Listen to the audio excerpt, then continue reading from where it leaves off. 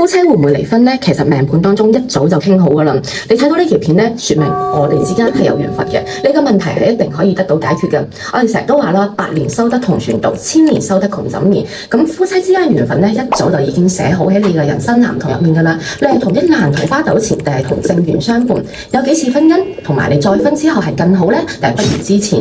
邊一年可以再婚呢？都已經寫清寫楚噶啦。咁之前呢，有一位46歲嘅女士呢，佢過嚟揾我睇婚姻啦。咁佢結咗婚18年，婆婆好挑剔啦，另一半又出軌啦，甚至係生個小朋友呢，其實都有少少問題嘅喎。咁先生又成日同佢喐手啦，或者冷暴力，佢成日都會想離婚噶。但係諗嚟又諗去都做唔到決定，主要係擔心自己年紀大啦，唔一定係揾到嘅喎。咁機緣巧合之下呢，佢查到我條片啦，佢就過嚟問我，佢話：我離咗婚之後會點樣樣啊？咁我睇完佢個盤，我就話其實呢，你個人生即將會迎嚟一個新嘅開局。